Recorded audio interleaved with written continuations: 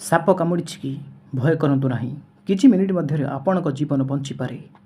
ସାପ କାମୁଡ଼ିବା ପରେ ଅନେକ ଲୋକ ଭୟରେ ଭୁଲ ପଦକ୍ଷେପ ନେଇଥାନ୍ତି, କିନ୍ତୁ ସଠିକ୍ ପ୍ରାଥମିକ ଚିକିତ୍ସା ଜୀବନ ବଞ୍ଚାଇବାରେ ବଡ଼ ଭୂମିକା ଗ୍ରହଣ କରିଥାଏ।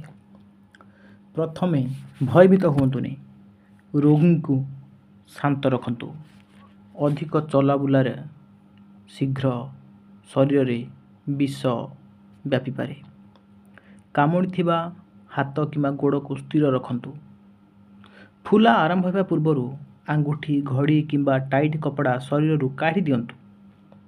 ବିଳମ୍ବ ନକରି ରୋଗୀଙ୍କୁ ସଙ୍ଗେ ସଙ୍ଗେ ହସ୍ପିଟାଲ ନିଅନ୍ତୁ। ସାପ କାମୁଡ଼ିଥିବା ଘାରେ କାଟନ୍ତୁ ନାହିଁ କିମ୍ବା ଘାରୁ ବିଷ ଚୁଷି ବାହାର କରନ୍ତୁ ନାହିଁ। ଉକ୍ତ ସ୍ଥାନରେ ବରଫ, ତେଲ, ମାଟି କିମ୍ବା କୌଣସି ଘରୋଇ ଉପଚାର ଲଗାନ୍ତୁ ନାହିଁ। ଅନ୍ଧବିଶ୍ୱାସ କିମ୍ବା ଝଡ଼ା ଫୁଙ୍କାରେ ବିଶ୍ୱାସ କରନ୍ତୁ ନାହିଁ।